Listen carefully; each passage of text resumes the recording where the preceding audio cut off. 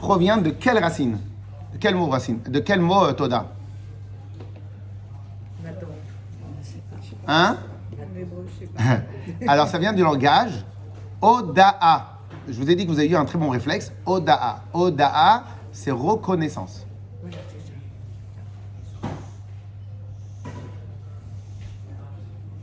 Donc, cela voudrait dire, éventuellement, que le terme en français remercier n'est a priori pas la plus grande expression du terme Toda en hébreu. Okay? Le terme Toda en hébreu veut dire reconnaissance, on va dire. Okay? Le terme remercier, en fin de compte, en vérité, si vous regardez bien l'étymologie du mot remercier, dans le terme remercier aussi merci. Et des fois, on dit on est à la merci. Okay? Donc, dans le terme remercier, il pourrait y avoir une vraie soumission. Okay? Par contre, dans le terme reconnaissance, il y a quoi comme terme? On pourrait dire le terme connaissance. Et on pourrait éventuellement dire que connaissance, c'est l'antithèse de soumission. Parce qu'en vérité, dans le terme reconnaissance, donc il y a connaissance, et quelqu'un qui connaît, de base, n'est pas soumis. Parce que s'il connaît et il comprend, il n'a pas besoin d'être soumis. Et s'il est soumis, c'est qu'il y a quelque chose qui lui échappe. Oui.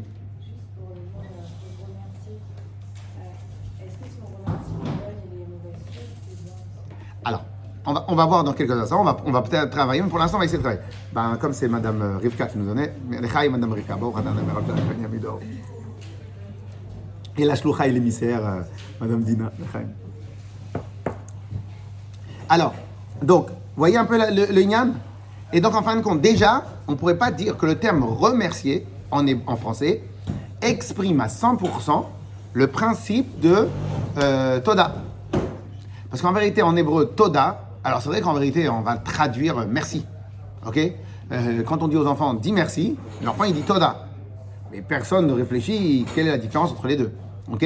Mais en vérité, dans merci, on dit que c'est la traduction, c'est à la merci.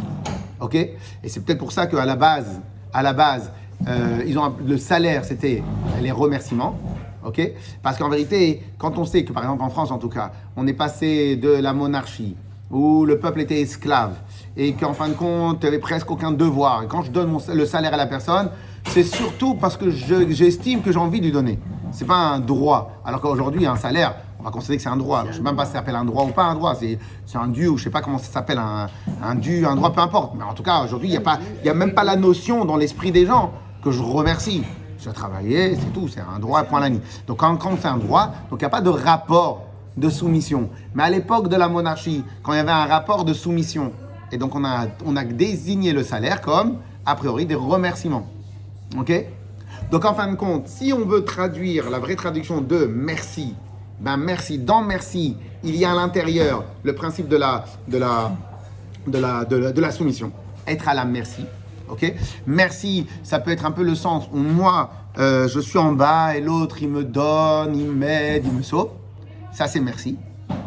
Par contre, dans Toda, ça vient du langage Oda'a. Et Oda'a, c'est reconnaissance. Reconnaissance. Les Hodot. Les Hodot Hashem, c'est louer Hashem. C'est pas remercie. On utilise le terme pour dire louer Hashem, mais pas remerciement Hashem. Ok?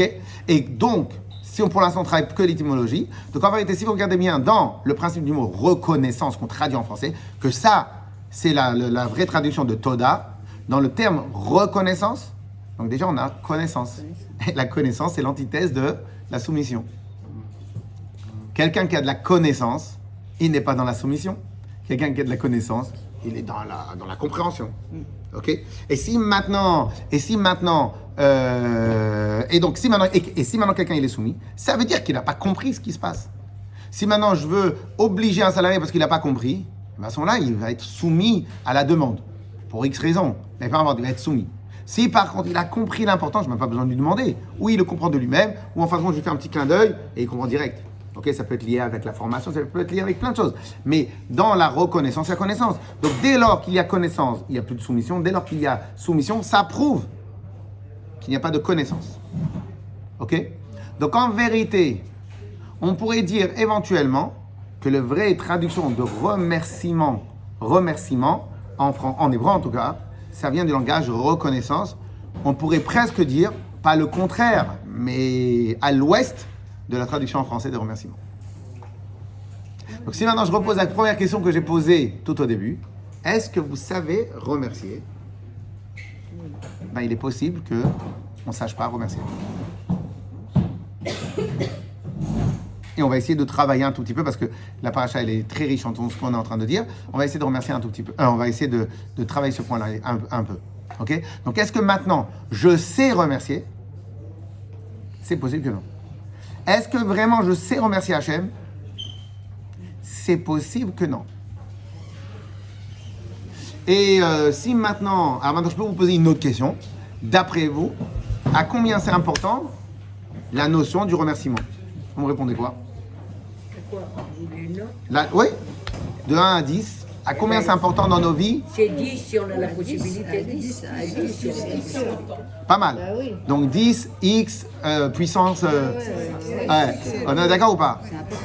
Alors c'est magnifique ce que vous dites. Donc le remerciement, donc pour nous, la Toda'a, la Hoda'a, c'est hyper important. Mais a priori, on ne sait pas faire. On ne sait pas le faire. Donc vous dites que c'est en XXXL, mais de l'autre côté, peut-être qu'on ne sait pas faire. C'est normal. Ah, si maintenant on considère que remerciement est égal terme remerciement, donc c'est possible qu'on ne sache pas faire. Par contre, juste une question, c'est pas de la déco, hein, c'est des vrais, hein. C'est des vrais yaourts, c'est des vrais gâteaux. Hein. D'accord. Ah ok. Alors, Ah ok. C'est des vrais gâteaux. On n'a pas, ils n'ont pas encore sorti. Mais sinon, je vais te dire à Salomé, hein, on va faire que. Non, je veux pas. bah oui, Mais c'est un vrai. merci beaucoup. C'est un vrai. Mais vous avez raison. Dites à Salomé que. On va faire que des faux. Oh là, si on commence ça avec ça, perso, si je commence avec ça le matin, c'est bon. Alors, clair ou pas? Donc si maintenant vous me dites que c'est du XXXL de savoir remercier, eh bien a priori on ne sait pas remercier. Et si on ne sait pas remercier, on bloque. Et maintenant, alors, je m'avance sans m'avancer, mais pour l'instant je vous fais zama, je m'avance sans savoir. Peut-être même que un des paramètres, on pourrait dire, de la réussite, c'est le remerciement. Oui, certainement. Ah, pardon, la reconnaissance. Et on pourrait même peut-être dire qu'un des paramètres de la réussite avec Hachem, c'est la reconnaissance. On pourrait même dire, on va le voir. Et que si Béhémet, on ne sait pas faire, ben en vérité, on a un petit bug.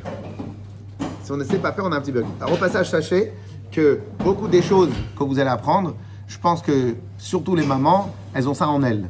Mais on va mettre juste des arguments pour mieux travailler, mieux étudier, mieux mettre en chose. Ok? Donc, on est d'accord avec le principe. Et donc, en fin de compte, qu'est-ce que ça veut dire remerciement, en tout cas dans le langage de la Torah? Qu'est-ce que veut dire lehodot? Lehodot. Ok? Très bien. Alors, bon, pour la préface, je pense qu'on a bien avancé. Qu'est-ce qu'il y avait autre chose à dire? Ouais, ok. Et juste pour ajouter sur le principe une des paramètres de la réussite, si on a en tête des grandes personnes qui ont beaucoup réussi, je pense qu'on peut trouver à l'intérieur de leur discours, alors ça dépend de quelle sorte de réussite ils ont, on peut trouver à l'intérieur de leur discours beaucoup de reconnaissance pour leurs collaborateurs, beaucoup de reconnaissance par rapport au truc, beaucoup de reconnaissance et beaucoup de gratitude, beaucoup de reconnaissance. Ok? Donc en fin de compte, on pourrait même éventuellement dire que c'est vraiment un des paramètres de la réussite. Quelqu'un qui a l'art d'être reconnaissant, eh ben, ça va l'aider dans sa réussite de tous les jours. Ok? Ok? Et bon, pour l'instant, pour la préface, on est bien. Yes? Ok. Ah, maintenant, c'est la paracha de la semaine. Quelle est la première mitzvah de la paracha? Et au passage, pour vous être un peu plus large, d'après vous, est-ce qu'il existe des mitzvot qui sont liés avec la reconnaissance et le remerciement à Hachem. Est-ce qu'on a des mitzvot qui s'appellent des mitzvot de reconnaissance? Ben déjà, Hein? le matin, déjà, quand on fait la prière avec le modèle, c'est déjà. Alors, vous avez raison, mais là, je parle des mitzvot. Est-ce qu'il existe des mitzvot que leur idée de base, c'est la reconnaissance? Si je viens de C'est le schéma Israël, non? Le schéma Israël, c'est pas reconnaissance. J'ai fait une belle raconte là maintenant. quelques Très bien. jours, Alors, Madame Esther a dit que peut-être les brachot qu'on fait, ça s'appelle la reconnaissance. Alors, oui et non. Quand je dis oui et non, c'est pas le terme de base, mais les brachot, c'est surtout pour demander permission à Hachem de nous donner à manger. Mais vous allez voir que vous avez un peu raison. Mais pour l'instant, moi, je parle de mitzvot. La bracha, c'est pas proprement dit. Tzedaka, est-ce que tzedaka, c'est lié avec la reconnaissance? Quelque part, oui, puisqu'on. Je donne. Il y a un monsieur en haut, il y a un monsieur en bas, il donne. Est-ce que chez vous, vous avez une idée de mitzvot où vraiment leur symbole, leur concept, l'idée serait la reconnaissance? Incroyablement, je pense que même, je dis quelque chose, c'est énorme, peut-être que même les esclaves reconnaissants. Non, ça, ok. Mais moi, je parle de mitzvot. On va se concentrer. Au passage, je suis très content que vous soyez parmi nous aujourd'hui. Merci. Madame, elle est là déjà depuis la base du Bet Chabad. Et à l'époque, elle avait appris, c'est une professeure de théâtre. Ouais. Et elle avait appris à ma fille, qui avait, quand elle avait 7 ans, toute une pièce de théâtre qu'elle avait par cœur. Super. Encore la vidéo, c'est... Félicitations. Ouais. Donc, ça fait très plaisir. Alors, est-ce qu'on a des mitzvot qui sont liés avec la reconnaissance? Dans lesquels? Je sais pas, moi je pense pour une femme peut-être être un peu plus sniout à chaque fois, pas forcément à l'extérieur, mais à l'intérieur pour améliorer sa morale. Très bien, maintenant peut-être c'est ce que vous dites, c'est pour améliorer la morale, pour améliorer le truc. Mais est-ce que vous avez une idée de mitzvot ou de choses qui a marqué dans la Torah qui sont liées avec le remerciement? Toutes les brachot qu'on fait, genre le matin, avant de manger, etc. Alors, on verra que c'est lié avec le remerciement. C'est pas une mitzvah officielle de la Torah. Il n'y a que Birkat Amazon qui est vraiment une mitzvah officielle de la Torah. Le reste, bien sûr, vous avez un peu raison. Bien sûr, et on va revenir dessus. Vous avez un peu raison. Mais moi, je voudrais me concentrer juste sur les 613 mitzvot qu'on a. Est-ce qu'il y a des mitzvot dans lesquels on exprime vraiment ce concept-là de remerciement? Je ne sais pas. Oui, je cherche, mais. Alors c'est presque normal que vous ne savez pas, parce qu'en vérité, c'est des mitzvot contemporaines. Donc déjà, nous avons une sorte de korban. Un des sacrifices au Beth Amidash s'appelle Shlameh Toda, les sacrifices de remerciement. Aujourd'hui, il a été commué en le Gomel, Birkat Agomel. Alors, quand quelqu'un il allait en voyage, quand quelqu'un il était Dieu préserve malade ou n'importe quoi, et qu'il revenait au Beth Amidash, il allait au Beth Amidash et il offrait un korban Toda, un sacrifice de remerciement. Ce korban-là, c'est un korban qui était aussi mangeable par le propriétaire. Et donc, il allait avec sa famille, etc. Et les Hodot remercier Hachem sur le fait qu'il était malade et qu'il s'en est bien sorti, sur le fait qu'il a voyagé en mer, etc. Ou bien, il a marqué le troisième, voyage en désert, donc dans un endroit dangereux, ou bien, il est sorti de prison. Mais ça se fait plus aujourd'hui. Si, alors ça a été commué en Birkat Agomel. Ça veut dire quoi? Des fois, vous voyez à la fin des Sefer Torah, on fait une bracha qui s'appelle Agomel Achayavim Tovot Shegemalan Tov. Ok, on remercie Hachem pour qu'il nous donne des choses alors qu'on ne mérite pas. Et ce principe-là de Agomel, en vérité, il est hérité des korbanot qu'on faisait. Donc à l'époque, on ne faisait pas de bracha, on amenait un sacrifice. Ok. Est-ce que vous avez une autre idée d'une mitzvah? Même moi, je ne vois pas, par celle qu'on va étudier tout de suite. On n'a pas de mitzvot spéciales. Alors, on verra que il y a certaines mitzvot que dans leur fond, c'est aussi le respect et la gratitude et la reconnaissance. Mais en vérité, c'est pas officiellement des mitzvot. Comme par exemple, la tzniut. Non, pas la tzniut. C'est comme par exemple, ça pourrait être certaines mitzvot qu'on fait, la tzedaka, on pourrait dire, comme c'est Hachem qui me donne l'argent, donc aussi je peux donner. Mais c'est en biais, c'est indirect. Mais c'est pas la mitzvah officielle de la Torah. Si je me trompe pas, alors elle a des annexes, mais si je me trompe pas, la seule mitzvah officielle de la Torah où il y a la notion clairement de remerciement, c'est la mitzvah de cette paracha, la mitzvah de Bikurim. Alors, s'il y a des hébraïsants parmi nous, Bikurim, c'est quoi la racine de Bikurim? Bechor. C'est quoi Bechor? Ça, vous savez. Bechor. Premier-né. Non? Vous vous rappelez pas? La dernière plaie d'Égypte, c'est Makat Bechorot. Bon. Bechor, c'est le premier-né. Donc en vérité, ce qu'on appelle Bikurim, c'est un langage Bechor, le premier-né. Donc c'était quoi la mitzvah? La mitzvah, c'était amener les prémices, en français on appelle ça les prémices, les premiers fleurs qui sont sortis, les premiers fruits qui sont sortis des bourgeons, pas les bourgeons, les premiers fruits. On allait on va voir tout de suite dans le texte la halakha, on allait dans les champs, on les signalait, et dès qu'ils étaient mûrs, on les amenait à Yerushalayim. Donc vous aviez trois avocadiers. Ouais, quel que soit, non, de Eretz Israël. Oui, bien sûr. Oui, et donc vous aviez trois avocadiers, donc les prémices, c'est quoi? C'est 3 avocats. Et bien vous allez au Beth Amidash avec 3 avocats. En vérité, c'est pas les avocats, c'est les 7 fruits d'Israël. Ok? C'est les 7 fruits d'Israël. Et donc, parmi les 7 fruits d'Israël, vous allez au Beth Amidash. Si vous avez un grand champ, alors c'est pour ça que comme c'était assez léger, c'est pour ça qu'on va voir tout de suite dans la halakha que les Chachamim ont dit quand même 1/60 de ta récolte.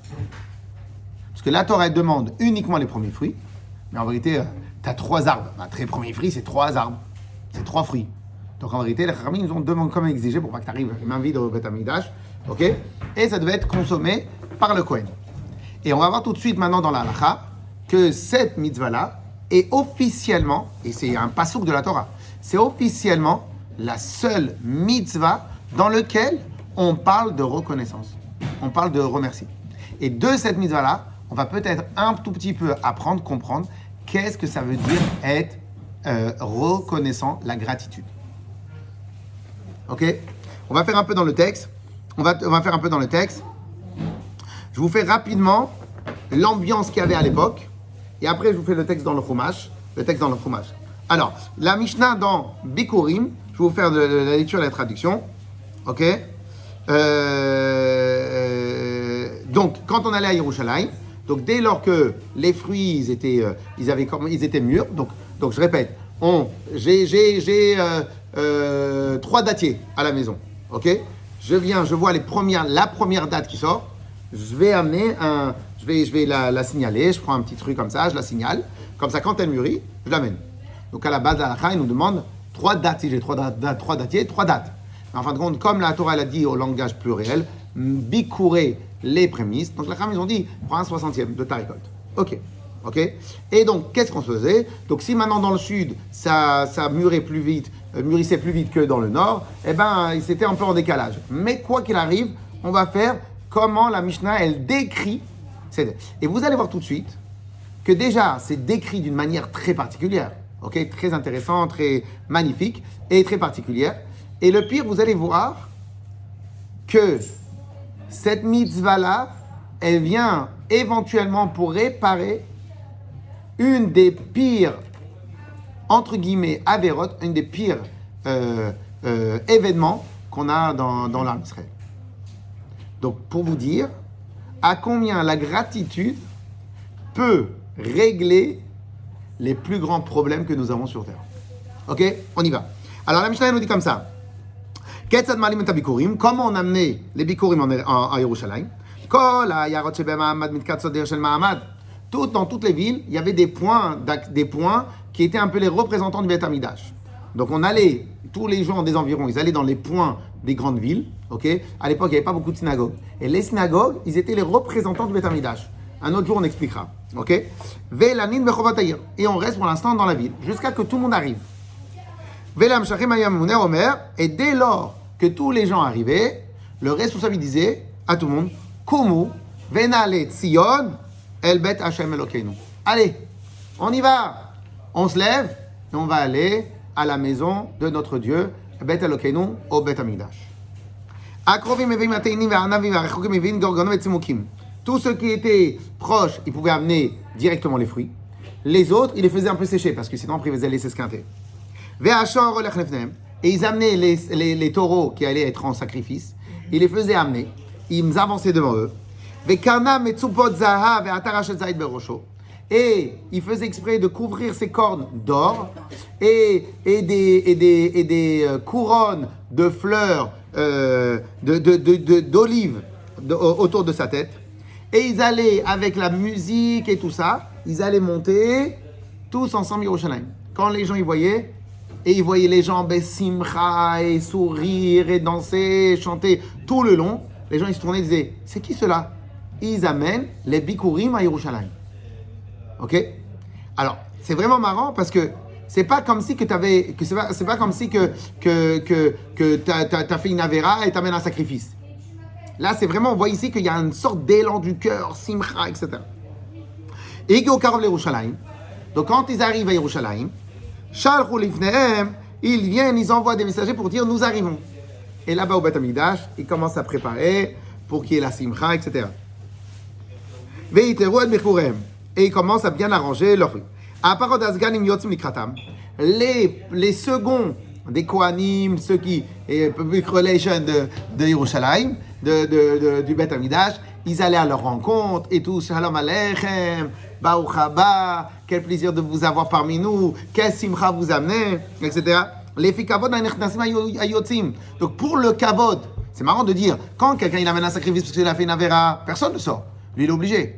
Dans cette mitzvah-là, en fin de compte, les Chachamim, ils ont estimé que la Torah elle voulait qu'on se comporte comme ça. Donc il y avait le minag que les gens importants du Beth Amikdash, ils allaient à leur rencontre pour leur dire on va vous accompagner pour cette mitzvah. Magnifique ou pas?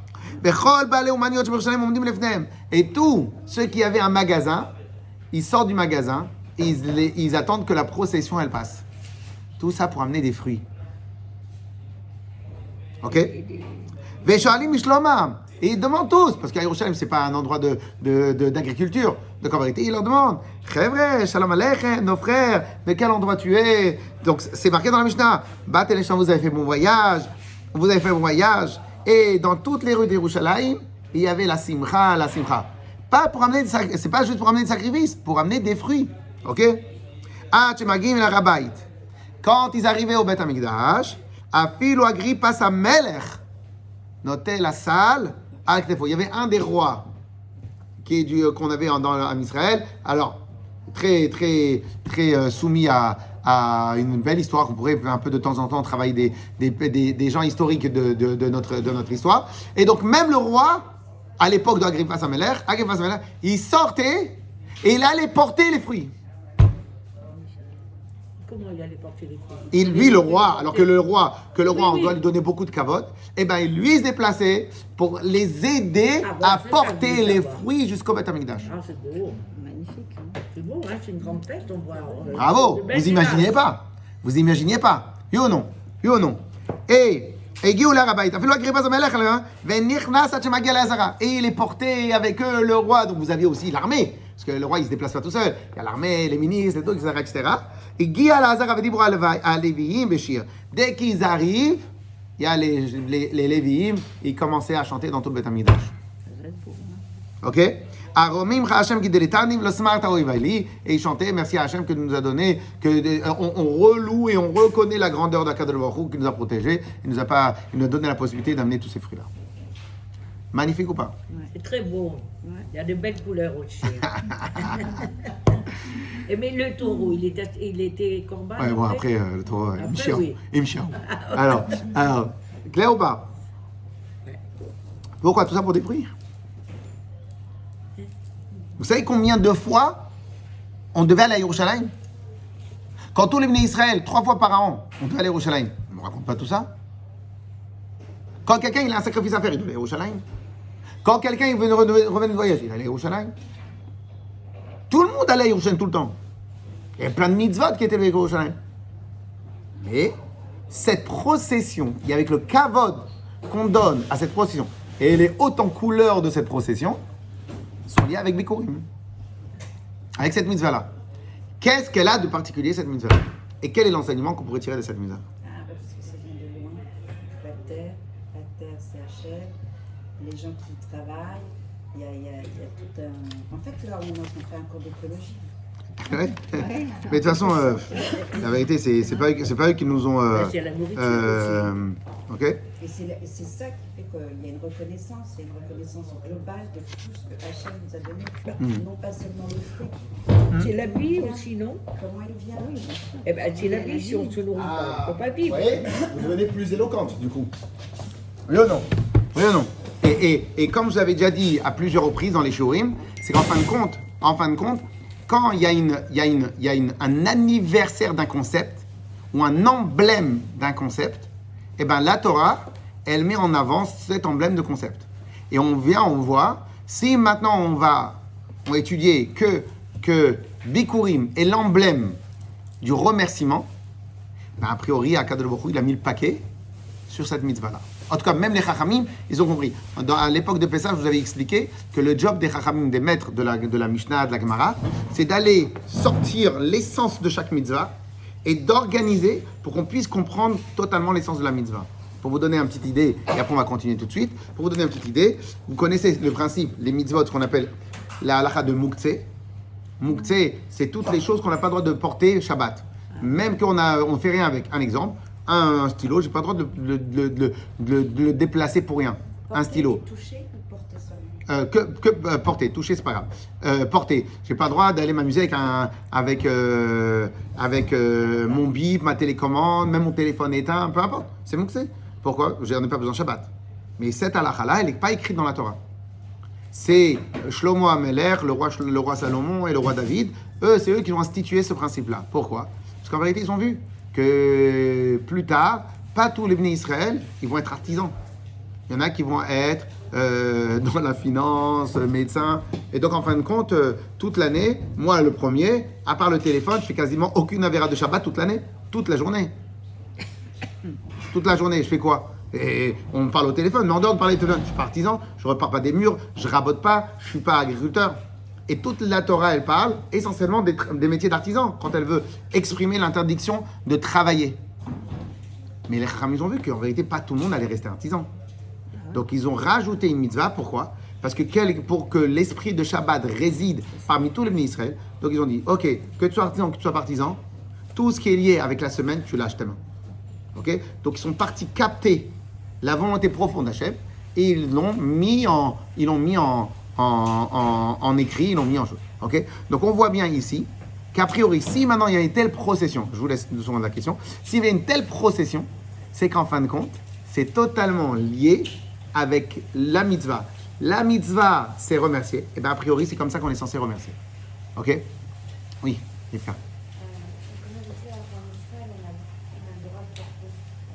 Non, ça c'est pas qu'on a le droit de porter. C'est qu'ils ont organisé pour que ça soit pas interdit. C'est pas, ils ont rapidement toutes les villes les ont transformées en une maison. Mais c'est pour le after. Gardez la question pour l'after et on y. Parce qu'en vérité, tout ce qui n'est, la seule chose qu'on a le droit de porter Shabbat, c'est tout ce qui est bijoux ou habit. Point. C'est un habit, c'est considéré comme un habit. C'est considéré. Les lunettes. Surtout. Les lunettes, oui. Alors surtout les lunettes pour voir de loin. Pour voir de près, moins. Parce qu'en vérité, on les enlève quand on n'a pas besoin de voir de près. Mais celui qui a besoin de ces lunettes pour tous les jours, ça s'appelle un habit. Donc Shabbat, on a le droit de porter que habits et bijoux. Dès lors que ça ne rentre pas ni dans habits ni dans bijoux, tu n'as pas le droit. Les clés, on peut les porter hors de poche. Quand on le met en mode ceinture. Non, il faut le mettre en mode ceinture. Alors, c'est quoi la nuance? Parce que si par exemple... Parce qu'en vérité, à la base, une ceinture, ça nous tient le pantalon. Donc une ceinture, c'est une ceinture. Et en plus les clés, elles doivent faire partie de la ceinture elle-même. Je te donne un exemple, il y en a qui se trompent, des fois j'arrive pas à les rattraper, il y en a qui se trompent, ils prennent la ceinture de Shabbat et ils mettent le trousseau de clés sur la ceinture de Shabbat. Il faut que chaque clé, elle fasse partie intégrante de la matière, du concept de la... Ok. Mais avec plaisir, on retravaille ça, ok? Et peut-être qu'on va un peu dans les shurim, travailler un peu la halachot. Clair ou pas? Donc maintenant, qu'est-ce qu'on voit? On voit qu'a priori... Donc, on voit qu'à priori, les Chachamim, ils ont dû capter un truc que nous, on ne s'imaginait pas. Ils ont dû capter le sens, l'essence même de la mitzvah de Bikurim et ils en ont fait toute une histoire. Ok? Et en fin de compte, peut-être que c'est ça l'enseignement qu'on va. Alors maintenant, on va reprendre les psukim et après, on va essayer de travailler. Qu'est-ce que ça veut dire vraiment remercier? Ok? Alors, je vous lis. Hein? Si, tout, je vous le donne. Avec plaisir. Absolument. Razak. C'est bien.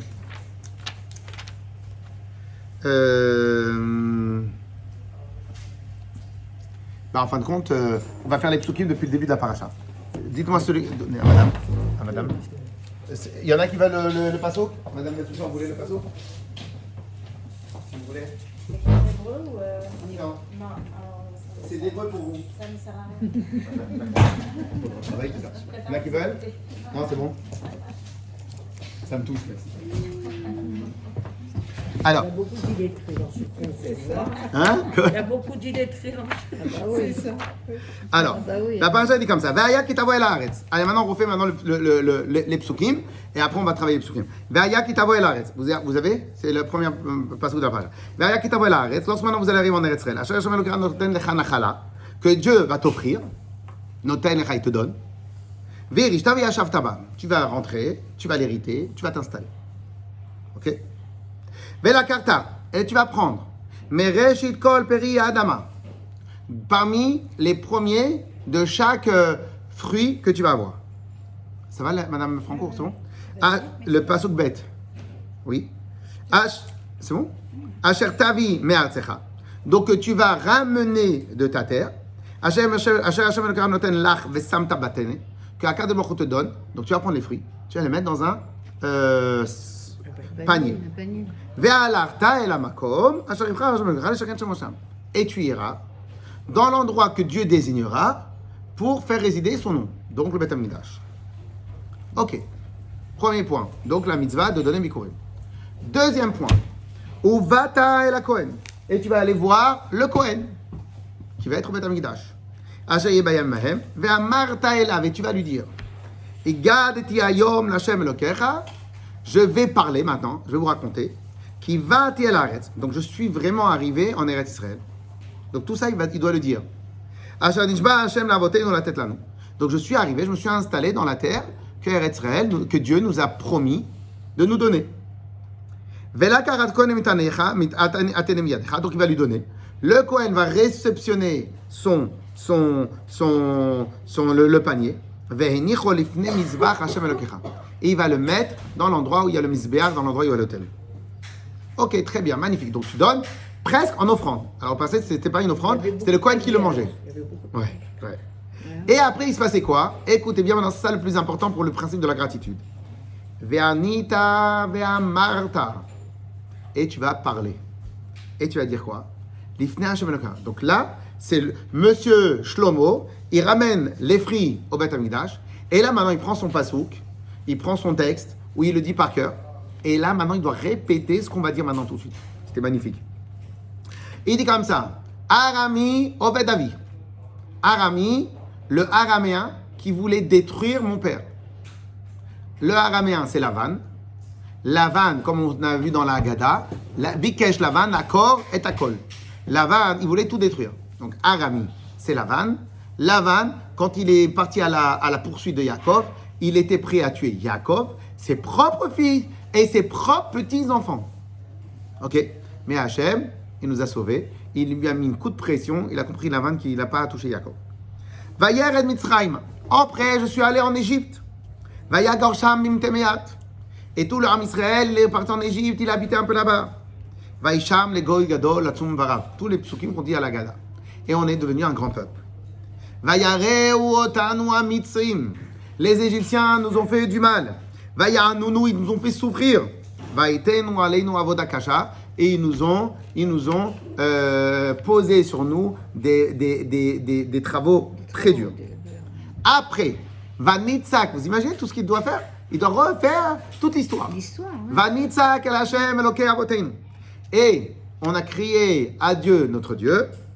Vaishma Hashem et kolenu. Dieu a écouté notre voix. Et il a vu tous nos efforts, toute notre fatigue et toute la pression qu'on subit. Et là, Vayotzienu Hashem Mitzrayim, Dieu nous a fait sortir d'Égypte, Yad Chazaka Vezura Netuya, d'une main forte et d'un bras étendu, Ovmora Gadol, Uvotot, Umovtim, avec une grande splendeur, de manière terrifiante, Uvotot, Umovtim, et avec des miracles et des merveilles. Et Dieu, je vous lis ça parce que d'abord ça va être important pour la suite, mais pour que vous appreniez la mitzvah et que vous voyez que la Torah elle dit quel est le sens de ce que toi tu vas dire. Donc Dieu, il nous a amenés vers cet endroit-là, donc Eretz Israël. Il nous a donné cette terre-là, Eretz Zavat Chalav Udvash, une terre où coule le lait et le miel. Et maintenant, Ine vetiet reshit peria hadama. Je ramène les prémices, les premiers de tous les fruits, Asher natata li Hashem, et que tu m'as donné Hashem, ve'inachto lifnei Hashem Elokecha, je vais le donner devant Hashem, donc au Kohen, ve'ishtachavita lifnei Hashem Elokecha, et à ce moment-là, il se prosterne devant de remerciements, il se prosterne dans le Beth Amikdash à la fin de ça.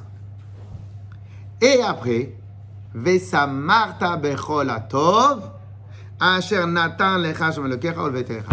Et après, tu vas te réjouir de tout le bien que Dieu t'a donné.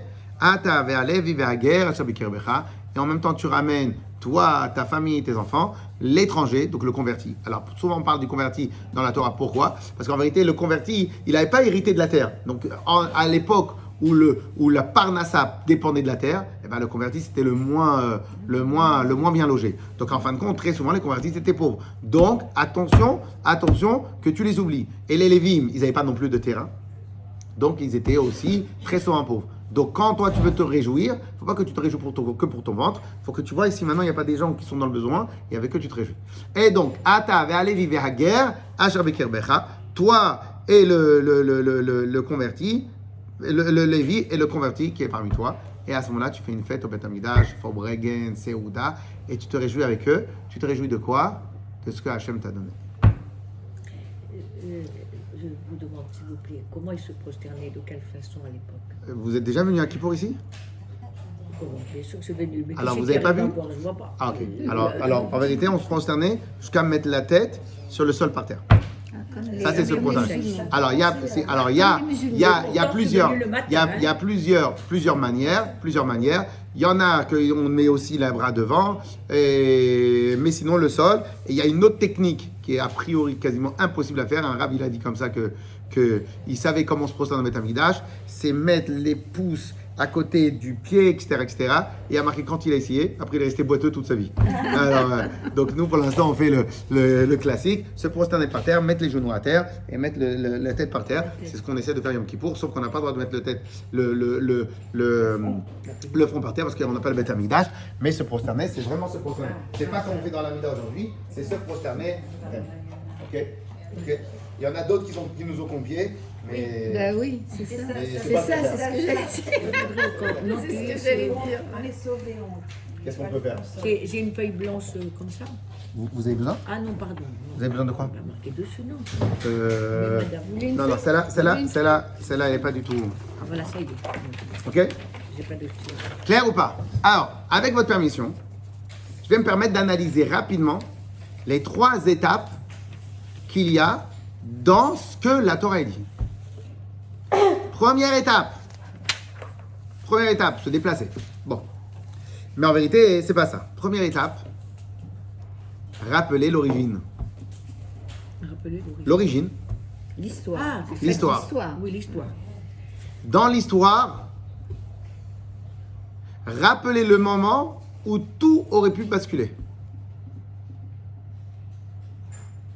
Pour vous donner une petite idée, parmi les grands chefs de ce qu'on appelle le MF, attitude, la mauvaise foi attitude, c'est quoi ?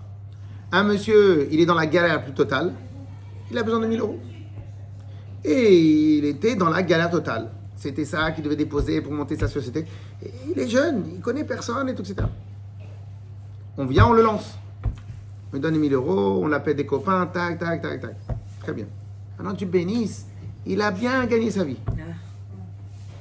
Et éventuellement, à l'époque, à la fin, s'il est MF, mais après, malheureusement, ceux qui sont MF, ils vont avoir un problème de réussite dans leur vie. Mais donc, c'est pour ça que Baruch Hashem, il y en a très peu. Et tous ceux qui ne sont pas reconnaissants, Mais en général, ils ne réussissent pas. Mais bon. Et à la fin, il dit, tu vois pas pour les 1 000 € et les 3 copains que tu as appelés, En plus. qu'est-ce que je te dois? Tiens, prends les 1 000 €. Dieu préserve. Pourquoi il dit ça? Il a raison. C'est que 1 000 €. Mais pourquoi il dit ça? Parce que le terme 1 000 €, il a enlevé de son contexte. À l'époque, Oui. c'était ou j'ai les 1 000 € ou j'ai rien. Et là maintenant, c'est- Est-ce que grâce aux 1 000 €, je peux avancer ou l'histoire s'arrête là? Donc il y a des moments dans la vie où c'est ou blanc ou noir, où je peux ou c'est mort. Ok? Et ces moments-là, qui s'appellent peut-être des moments charnières, sont encore plus puissants que tout le reste. Pourquoi ils sont encore plus puissants? Parce que c'est à ce moment-là que tu dois avoir la plus grande gratitude. Parce que sans ça, Berlin, on ne parlerait pas ensemble. Ok? Je ne sais pas comment c'est dans d'autres endroits, mais il y a dans souvent des grands endroits, ok? Eh bien, il y a les personnes qui t'ont soutenu au début quand tu n'as fait aucune preuve. Et quand ces personnes-là qui t'ont soutenu au début, alors que tu n'avais aucun bagage, et ils t'ont fait une confiance aveugle, eh bien ceux-là, normalement, tu dois avoir une gratitude éternelle. Ah, mais entre-temps, tu as eu des milliards. Mais le monsieur, sans lui, je ne pourrais pas.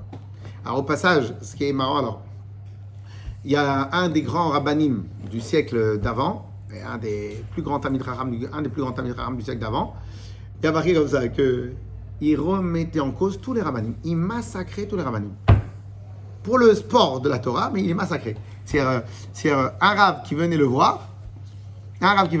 Bon, il fallait qu'il ait fait du sport un peu auparavant parce que c'était sport. Ok? Alors, juste comme ça pour la blague, une fois, il était connu pour que le rab qui passe, les rabbanim qui voulaient venir parler de Torah avec eux, ils sortent. Ils transpirent dans tous les sens.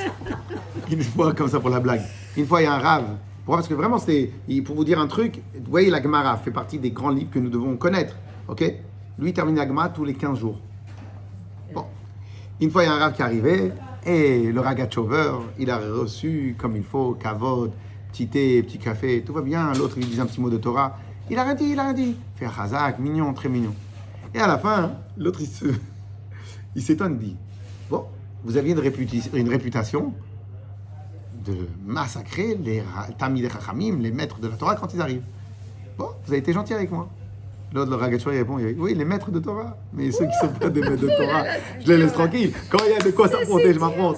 Bon, alors maintenant, ce rave-là, c'est très connu. Mais attention, avec Rakavod, c'était la Torah, c'est pas Dieu préserve notre truc. Mais il était tellement fort qu'en vérité, il s'était pour eux. Et par contre, une fois, il y a un rave qui est arrivé. Et qu'est-ce qui se passe? Écoutez bien. Et l'autre, le rave, il lui rappelle un des avis qu'un de ses maîtres disait. Maintenant, lui, il n'est jamais content avec personne, parce qu'il était tellement puissant qu'il voyait une autre angle de vision, tout. Ok? Et l'autre, il le pousse, et lui, il se retient de ne pas contredire la parole que son ancien maître, son ancien rave, disait, alors qu'il a dépassé de loin tout le monde. Alors l'autre, il le pousse. Il fait, arrête. Tu sais très bien que je ne peux pas parler contre mes rabbanim. Ok? Et au final, pourquoi? Parce qu'en vérité, quand il était petit, comme ça en tout cas l'histoire elle raconte, il était tellement turbulent que des fois les rabbanim ne comprenaient pas pourquoi il ne tenait pas. Alors il était turbulent, mais aussi peut-être parce qu'il était super intelligent et que ça allait trop lentement dans la classe, etc. Oui. Et que des fois, et parmi les rabbanim qu'il a eu, une fois il est monté dans un arbre, il boudait, monté dans un arbre. Un des petits maîtres du cheder qu'il avait, il est monté dans l'arbre avec lui pour apprendre la Torah avec lui. Comme ce maître-là, évidemment qu'il avait le principe de la reconnaissance, parce qu'il fait partie intégrante de la Torah. Donc autant qu'il pouvait remettre en cause des commentaires du Shulchan Aruch, autant que ses maîtres directs qui l'ont appris, il n'ouvrait pas sa bouche. Ok? Ouais. Ok? Pourquoi? Parce qu'il y a le principe de reconnaissance. Donc en fin de compte, très souvent, tu peux avoir des milliards en connaissance en tout. Mais le moment charnière où tout aurait pu basculer, celui-là, il doit rester gravé dans ton cœur. Bien sûr. Parce que s'il n'y avait pas eu ça, l'ingrat, il minimise ce moment charnière-là. Oui, évidemment. Ok, très bien. Ici, pourquoi on nous parle de Yaakov Avinu? Parce que à l'époque des Égyptiens, c'est possible que les Égyptiens n'auraient pas pu réussir à nous détruire totalement. Parce qu'on était beaucoup. Donc c'est possible qu'ils n'auraient pas pu le détruire. Mais à l'époque où il n'y avait que des petits-enfants en bas âge. Yaakov, il était le seul adulte. Il n'y avait que des enfants en bas âge. Et Lavan, il arrivait avec tous ses sbires. Ce moment charnière où toute l'histoire aurait pu se terminer. Donc tu parles de ce moment charnière. Tu ne parles pas de Avraham Avinu, parce qu'Avraham Avinu, c'est lui qui a démarré de lui-même. Il y a eu des moments, mais il n'y a pas eu quelqu'un qui est venu l'attaquer pour détruire tout. Donc là, le début où on a commencé à avoir des tribus, etc., c'était avec Yaakov. Lavan a voulu tout détruire.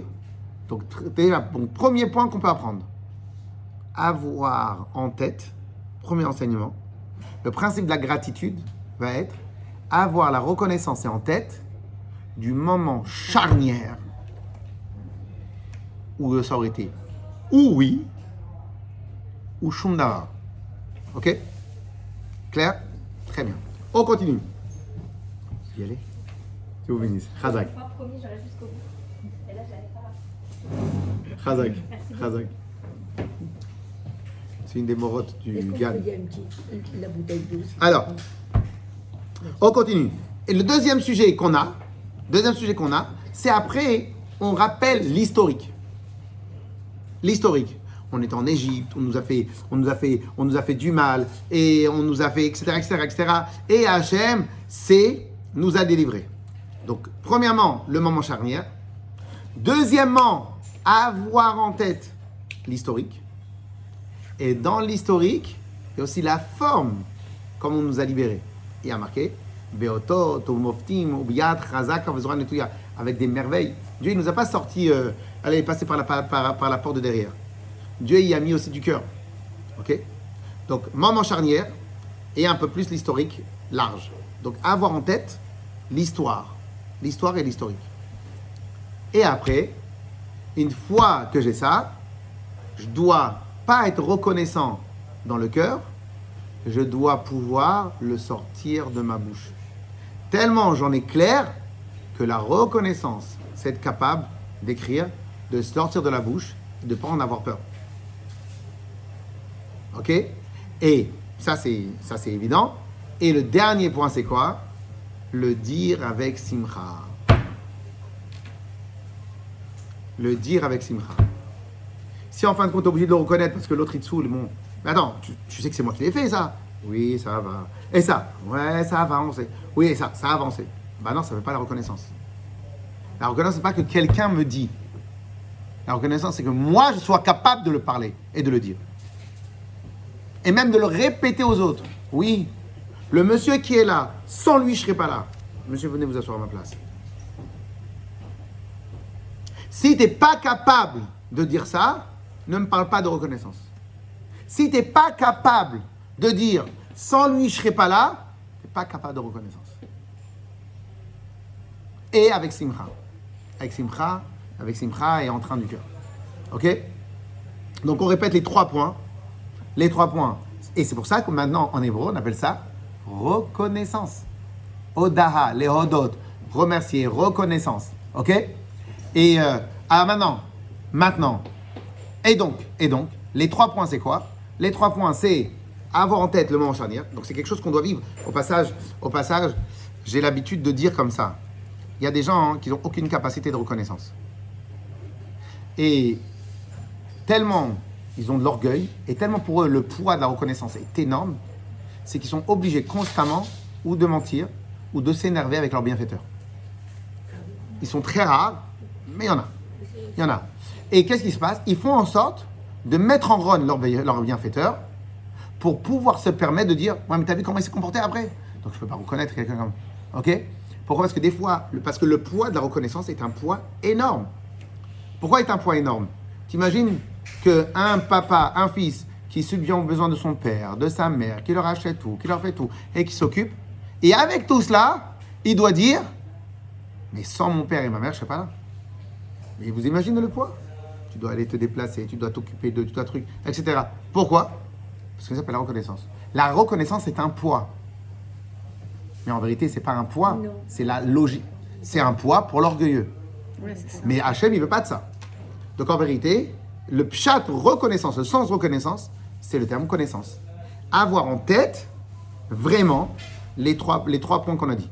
Premier point, retrouver le moment charnière que sans ça, j'aurais rien vu. Donc avoir clair en tête que ce monsieur-là, Hachem, truc, chose, etc. De toute façon, si on n'est pas reconnaissant avec les gens, on ne peut pas être reconnaissant avec Hachem. Ok? Donc le principe, c'est toujours le même. Se rappeler du moment charnière où sans lui, j'aurais rien pu faire. Et tout ce qui s'en est découlé de l'autre côté. Et dire tout ça avec Simcha. Pardon, pouvoir le dire avec Simcha. Pouvoir le dire avec Simcha. Ok? Si tu n'as pas fait ça, ça ne s'appelle pas la reconnaissance. Maintenant, pour terminer, pour avoir le temps de faire un résumé, j'avance tout de suite dans les chiots. Quel est un des événements les plus tragiques de notre histoire? Je sais que vous connaissez. Je vais vous laisser répondre. Un des événements les plus tragiques, les plus charnières de notre histoire. Ouais, on va parler de la Shoah, c'est à ça qu'on tourne le temps. À l'époque du désert. À l'époque Vous allez vous tromper. Vaudor. Eh oui, c'est ce que je vous allais dire. Vous allez vous tromper. Juste après le Vaudor. C'était pas... Les explorateurs. Ah oui, c'est vrai. Quand a tout basculé? La faute du Vaudor, encore Hachem nous a pardonné. Les explorateurs, non. Et si on pourrait dire maintenant, quelle aurait été la grande erreur des explorateurs? On va voir tout de suite. Ils ont dit, on n'en veut pas de ta terre. Tu vois pas l'histoire. C'est quoi? Je vous donne une terre. Non mais elle n'a pas été mise à jour la terre, j'en veux pas.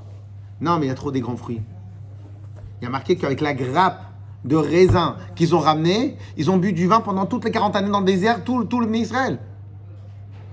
Et tu es pas reconnaissant, tu remercies pas. Tu remercies pas. Et quel a été le moment charnière de notre histoire? C'est là où tout a basculé. C'est à ce moment-là, avec les bêtises qu'on a fait, Dieu l'a pardonné. C'est pas grave. C'est des bêtises. Faute du Vaudor, c'est grave, c'est une grosse bêtise. C'est une bêtise. Que vous réclamez de l'eau, c'est une bêtise. C'est une crise de bébé, ça va. Je vous avais posé la question tout au début du shiur. D'après vous, à combien c'est important la reconnaissance? Vous m'avez tous dit 11 sur 10, 11 puissance 100, ce que vous voulez. Donc vous avez été d'accord que c'était tellement important. Et bien en fin de compte, maintenant vous avez la preuve. Quelque part, et c'est ça qui a marqué aussi dans la halakha, en vérité, la grande erreur, le moment charnière où tout a basculé dans le peuple juif, les explorateurs. Et les explorateurs, c'était quoi leur faute? Non, mais ça va, Hachem, allô, on va pas aller dans Israël. Donne-nous un endroit où il y a du pétrole, pas un endroit où on doit travailler, etc., etc. Mais c'est pas bien cette terre-là que nous avons donné, on va voir ça plus dans les détails, ok? Et les maîtres, ils nous disent qu'en vérité, les Bikurim sont venus réparer la faute des Meraglim. Des explorateurs. Les Meraglim, les explorateurs, ils ont fait exactement le contraire. On ne pourra pas y aller. Mais tu oublies le moment charnière que moi je t'ai tout sauvé. Ils ont dit du lachon sur Eretzrel. C'est quoi les Bikurim? On doit parler. De la manière qu'ils ont parlé dans le mal, nous on doit parler. Ça suffit pas de dire je suis reconnaissant. Dis en quoi tu es reconnaissant. T'es pas capable de dire tout ce que j'ai fait pour toi. T'es pas capable. Parce que tu as peur que tout le monde entend. Et tu as peur que les gens ils vont voir que BMF est un ingrat. Et parce que les gens ils veulent pas se travailler avec des ingrats. Non, il faut être capable de dire. De la même manière que pour la Shonara, tu as été capable de dire.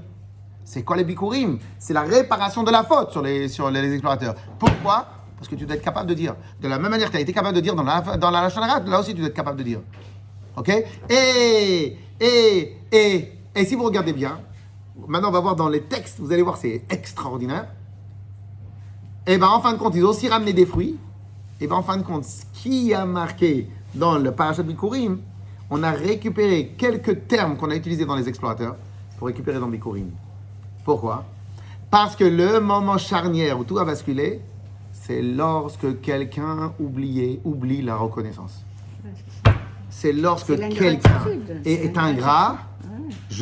J'appelle vraiment à tout celui qui Dieu préserve, il pense qu'il a un peu de shemetz, un peu d'ingratitude en lui, de vite faire tes chouvas, parce qu'en vérité, c'est peut-être, même pas peut-être, a priori, c'est un des paramètres de la réussite dans tous les domaines. Pourquoi?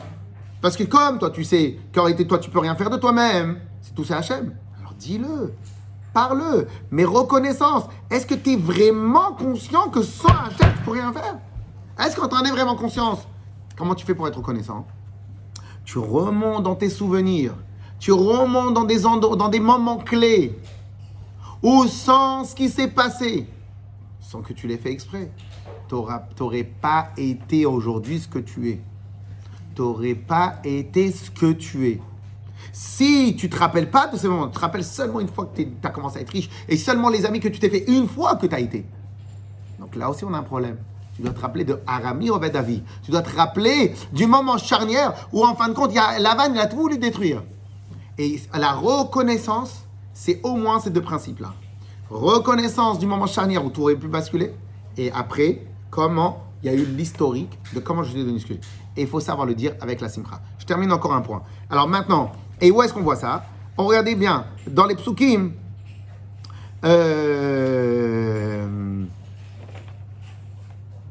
Ok. Alors maintenant, encore mieux que cela. Alors, on va commencer par le Chumash. Dans Parashat Shlach Lecha, dans la Parasha des Meraglim, qu'est-ce qui a marqué? Moshe Rabbeinu, il leur dit Ul kartem mereshit kol peri ha'adama. Moshe Rabbeinu, il sait que la plus belle chose à voir, les Havdil, de la même manière que c'est les enfants, quand ils naissent, quand ils sont petits, c'est merveilleux. De la manière, quelqu'un qui a une sorte de reconnaissance, et ben quand il voit les bourgeons grandir, les trucs, etc., il dit, mais c'est quoi? Parce que les bourgeons, ça veut dire qu'il va y avoir des fruits. Donc Moshe Rabbeinu leur dit, le passouk, je vous répète le passouk des explorateurs. Ul kartem mereshit kol peri ha'adama. Je n'ai jamais fait attention à ça. Et vous allez prendre des bikurim, des prémices des fruits d'Eretz Israël. Donc quand vous allez aller là-bas, vous allez prendre parmi les prémices. Donc Moshe Rabbeinu, il leur parle des prémices. Adama shotavi martzecha. Après, il leur dit, bat yel haaretz. Pardon. Ah, ok. Et qu'est-ce qui a marqué? Et deuxième chose qui a marqué, qu'est-ce qui a marqué? Banu el haaretz. Nous sommes arrivés à la terre. Et mes explorateurs, ils disent, eh oui, elle coule vraiment le lait et le miel. Et voici son fruit. Mais on va tous mourir si on y va là-bas. Qu'est-ce qu'ils ont fait? Ils ont utilisé les qualités d'Eretz Israël pour faire du Lashon Hara. Et c'est quoi ce que nous, on doit réparer? Cette faute-là. Donc, quel est le terme qu'on a dans le passouk? Ul kartem, pardon. Vela karta, mereshit kol peri ha'adama, shotavi martzecha. Et tu vas prendre parmi les premiers, les prémices. Donc, le contraire que eux, là-bas, il y avait les prémices, ils n'ont pas pris, ils ont pris les fruits. Et dans les Meraglim, qu'est-ce qui a marqué? Ils disent, Banu el haaretz, on est venu à ta terre. Donc, qu'est-ce qu'on a dit tout à l'heure? Moi aussi, je dois dire, Bat el haaretz, je suis venu à ta terre. Là-bas, ils ont utilisé ça pour le Lashon Hara. Nous, on doit utiliser ça pour le remerciement. Qu'est-ce qui a marqué? Il y a marqué, eux, ils ont dit, c'est une terre où coule le miel, c'est vrai. Mais là-bas, il y a des gens, on va tous être massacrés. Et nous, on doit répéter, Eretz Avat Halavudva, la terre où coule le miel. Et après, il y a marqué, Ezepria, voici ses fruits. Nous aussi, on doit dire ses fruits. Mais nous, on doit dire pour le remerciement. Eux, ils ont utilisé les arguments pour se détacher d'Hachem. Nous, on doit utiliser les arguments. Et c'est ça le pshat de la reconnaissance. Alors maintenant, pour terminer, un dernier point, et comme ça après, je vous laisse. Et si vous regardez bien, il y avait un rav qui s'appelle Rabbi Menachem Zemba. Et lui, il a dit comme ça, qu'en vérité, vous vous rappelez la Mishnah qu'on a étudiée? La Mishnah qu'on a étudiée, c'était quoi? Il y avait marqué que là-bas, on amenait les fruits, on amenait les teinim, on amenait les dattes, etc. Et bien, si vous regardez bien, même la Mishnah, elle a fait une allusion aux Meraglim. Pourquoi? Parce que les Meraglim, ils ont parlé de raisin. Qu'est-ce qu'il y a marqué dans la Mishnah? Raisin. Les Meraglim, ils ont parlé des anavim, des raisins. Ils ont parlé de l'huile, de l'olive. Là aussi, on parle de l'huile, de l'olive. C'est-à-dire qu'en fin de compte, officiellement, la mitzvah de Bikurim, elle est venue pour réparer la faute des Meraglim. Et pourquoi elle est venue pour réparer la faute des Meraglim? Parce que c'est les Meraglim, eux, au lieu de dire merci, je te donne je te donne une terre où tu pourras vivre, manger, gagner ta vie, être paisible, où je vais te protéger, je te donne tout. Je te donne tout. C'est comme quand quelqu'un il se marie et il n'a rien, le monsieur il vient, il lui donne un appartement, il lui donne la voiture, il lui donne le truc, il lui paye l'électricité, et après le monsieur il l'invite même pas à la maison. Non, mais quand tu veux venir à la maison, tu me donnes la permission d'abord. Je te donne tout, et toi t'es chutzpah. Donc ça c'est la pire des choses. Et en fin de compte, et maintenant on peut comprendre pourquoi tout Hachem il a pardonné. Et Meragim lui a dit stop, Adkan, jusqu'à là, je peux pas. Si le peuple que je vais rentrer en Eretz Yisraël, si maintenant que vous avez rien, pas que vous avez rien, si maintenant en Égypte, dans le désert, où officiellement, je vous donne à boire, je vous donne à manger, je vous protège du soleil, je vous protège des ennemis, je vous ai fait sortir d'Égypte. On est à 1 an de la sortie d'Égypte. S'il y a 1 an, et pendant que je suis en train de vous donner, vous n'êtes pas capable de la reconnaissance, quand vous allez rentrer en Israël, vous allez tous devenir des païens et des idolâtres. Pourquoi? Parce que si un enfant à la maison, il ne peut pas être reconnaissant, on ne parle pas des cris des enfants. Ah, je ne vais pas y aller à l'école. Ça, c'est des cris, c'est des bêtises. Je parle de la reconnaissance. Si un enfant, quand tu lui donnes à manger, il n'est pas reconnaissant, il ne dit pas merci, quand il va être tout seul, autonome, mais il ne t'appellera même plus au téléphone. Ok? De la même manière. Si quand je te donne à manger dans le désert, Hachem, il te dit, tu sais pas dire merci, mais tu vas dire merci quand? Stop. Adkan. On attend la nouvelle génération. La nouvelle génération, jusqu'à qu'ils vont bien comprendre que moi, je suis Hachem et je vous protégerai jusqu'à Mashiach. Si maintenant ça, tu n'es pas capable, tu ne peux pas être capable. Donc, maintenant, on peut terminer et clôturer. C'est quoi? C'est pas remerciement. Dans remerciement, il y a merci, il y a soumission. La vraie gratitude, elle ne peut venir que des gens intelligents. Et on a l'obligation d'être intelligent. Et on a l'obligation d'avoir en tête claire notre historique, notre histoire, comprendre notre histoire, comprendre et se rappeler des moments charnières où sans l'intervention d'un tel, et bien évidemment sans l'intervention d'Akadosh Baruch Hu, j'aurais jamais pu être là, aujourd'hui, devant vous, là, aujourd'hui, etc. Ok? Donc, Bezrat Hashem, Akadosh Baruch Hu, il va faire en sorte que si Dieu veut, on va se rappeler, on va avoir en mémoire tout ce que Dieu il nous donne et bien clair et comprendre tout ça. Et Bezrat Hashem, comme ça, c'est une des sources de la réussite. Comme ça, Akadosh Baruch Hu va nous faire réussir dans tout ce qu'on va faire. Amen. Hazak Baruch Hashem.